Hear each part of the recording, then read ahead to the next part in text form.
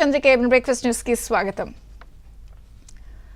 మనకి లేదు అని ఏడిస్తే డెఫినెట్ గా మన కష్టాన్ని చూసో మన కష్టం కరెక్ట్ గా ఉంటే ఖచ్చితంగా దేవుడు కరుణిస్తాడు, ఇస్తాడు. మనకి లేదు పక్కోళ్ళకు కూడా ఉండకూడదని డెఫినెట్ గా ఏడిస్తే మాత్రం ఉన్నది కూడా ఊడిపోతుంది. ఇది ఒక యూనివర్సల్ రూల్, జనరల్ గా జరిగేది. అది రాజకీయాలకు కూడా క్రిస్టల్ క్లియర్ గా వర్తిస్తుంది.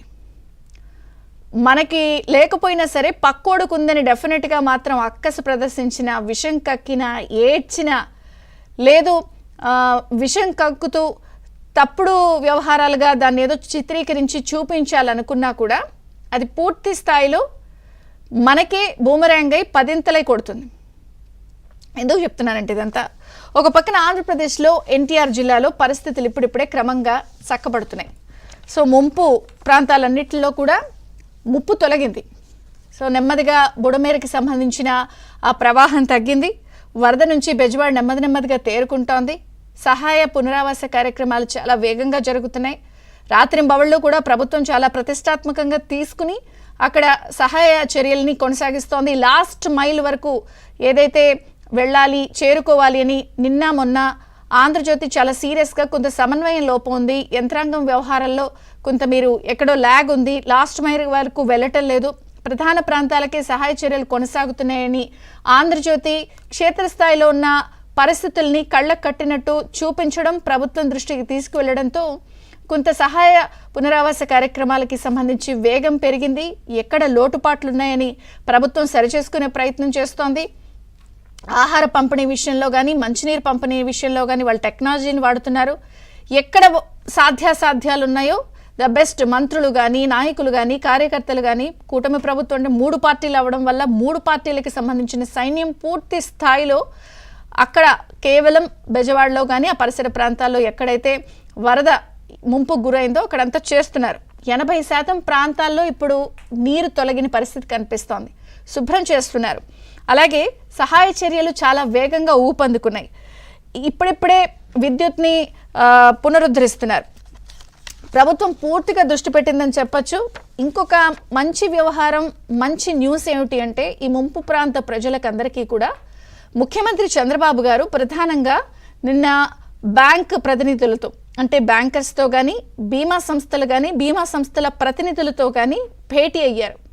ఏం చేద్దాం, ఎందుకంటే చాలామంది వాహనదారులు కానీ, వ్యాపారస్తులు కానీ, వ్యవసాయం చేసుకునే వాళ్ళు, చిరు వ్యాపారులు, అక్కడ స్థానికంగా ఉంటున్న ప్రజలు వీళ్ళందరూ కూడా పూర్తి స్థాయిలో ఒక ఎలా చెప్పాలంటే నష్టపోయారు, సర్వం కోల్పోయారు. ఆంధ్రజ్యోతి విషయంలో కూడా సర్వం కోల్పోయారన్న ఏ స్థాయిలో నష్టం జరిగింది, ప్రజలు ఎంత స్థాయిలో వాళ్ళు మొత్తం జీరో నుంచి స్టార్ట్ చేయాలన్న విషయాన్ని కూడా ప్రత్యేకంగా కథనాలు ప్రచురించింది.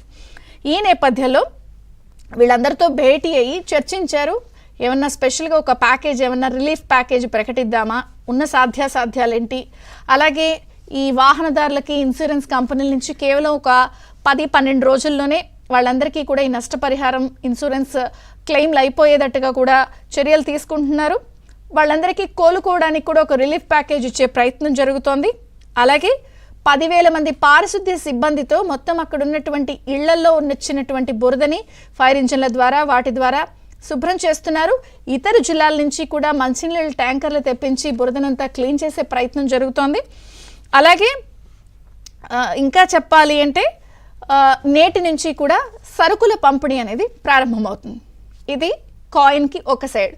ప్రభుత్వం ముంపు ప్రాంతాల్లో చేస్తున్నటువంటి సహాయ సహకారాలు దృష్టి పెట్టిన అంశాలు ఇప్పుడు నేను చెప్పని, కానీ ఇంకొక కోణం ఏదైతే మనం అనుకుంటున్నామో కాయిన్కి అదర్ సైడ్ పులివెందుల ఎమ్మెల్యే గారు జగన్మోహన్ రెడ్డి గారు మళ్ళీ పర్యటిస్తూ ఒక రకంగా చెప్పాలి అంటే పూర్తి స్థాయిలో అక్కసు, ద్వేషం, విషం కక్కడం, అసూయ, వరద ముంపు ప్రాంతాల్లో పర్యటిస్తూ ఉన్నవి లేనివి చెప్తూ ఆయన చెప్తున్నటువంటి మాటలు ఇవన్నీ కూడా నవ్వుల పాలవుతున్నాయి, అభాస్ పాలవుతున్నాయి. మొన్న సోమవారం కూడా చూసాం, 5 రోజులు వరద వస్తే మీరు ఇప్పుడే రావడం, ఏం చేశారయ్యా, ఒక అన్నం పెట్టారా, ఒక ఆహారం ప్యాకెట్ ఇచ్చారా, మంచినీళ్ళు ఇచ్చారా, ఏంటి పద్ధతి అని చెప్పి స్వయాన ముంపు ప్రాంతాల్లో ఉన్నటువంటి ఒక ఆడవాళ్ళు, అక్కడున్న మహిళలు నిలదీసిన వీడియోలు కూడా మనం బయటకు వచ్చాం. ఇక ఆయన తర్వాత ఆయన అద్భుతమైన జ్ఞాన ప్రదర్శన చేశారు. బుడమేరు గేట్లు అన్నారు, తర్వాత చంద్రబాబు గారు ఇంట్లో నివాసం ఉండలేక కలెక్టరేట్ దగ్గర ఉంటున్నారని చెప్పి ఆయన ఇటువంటి జ్ఞాన ప్రదర్శన అది కొనసాగింది. దానిపై సోషల్ మీడియాలో రకరకాల జోకులు పేలాయి. అలాగే వాగుకి వంకకి నదికి తేడా తెలీదా అంటూ కూడా చాలామంది ప్రశ్నించడం జరిగింది. సరే, దానికి కూడా మరి ఏ రోజన్నా 5 ఏళ్లలో జలవనరుల శాఖ సమీక్ష చేస్తే ఇవన్నీ తెలిసే అవకాశం ఉంటుంది కదా, మనం అనుకోవడం మూర్ఖత్వాన్ని ఇంకొంతమంది తమకు తమే సదురుకుని ఆన్సర్ చేసుకున్నారు. ఈ నేపథ్యంలో నిన్నటి కూడా ఆయన పర్యటిస్తూ ముంపు ప్రాంతాల్లో ప్రదర్శించినటువంటి జ్ఞాన ప్రదర్శనపై కూడా అక్కసుపై కూడా సర్వత్రా ఆయన ఒడ్డు నుంచి ఒక రాళ్ళేస్తుంటే ఆయన నవ్వులు పాలవుతున్న వ్యవహారం స్పష్టంగా కనిపిస్తుంది. అంతెందుకు, ఈవెన్ బొత్స సత్యనారాయణ గారిని కూడా అసలు ఏం చేశారు, మీరు ఏమైనా ఇచ్చారా అంటే ఆయన ఓకే ఓకే ఓకే అనుకుంటూ వెళ్ళిపోవడం కూడా ఆ మీడియాల్లో లేకపోతే ప్రసార మాధ్యమాల్లో వచ్చినటువంటి అంశాన్ని చూసి ప్రజలు ఏ స్థాయిలో చీత్కరిస్తున్నారనేది స్పష్టంగా కనిపిస్తుంది. ఇంకొక పక్కన విరాళాలు, భూరి విరాళాలు వస్తున్నాయి. సినిమా రంగం నుంచి కానీ, రాజకీయ నాయకుల నుంచి కానీ, పారిశ్రామికవేత్తలు, వ్యాపారస్తులు, నారా భువనేశ్వరి గారు, బాలకృష్ణ, ప్రభాస్, రామ్ చరణ్, మాజీ చీఫ్ జస్టిస్ ఎన్వి రమణ గారు, ఇవాళ ఎవరికి తోచిన వాళ్ళు వాళ్ళ శక్తి మేర 2 తెలుగు రాష్ట్రాలకి సాయం చేస్తూ విరాళాలు భూరిగా ప్రకటిస్తున్నారు. ఆఖరికి జగన్ గారు ప్రకటించిన విరాళంపై కూడా సర్వత్రా జోకులే, అసలు ఏమిచ్చారు అని.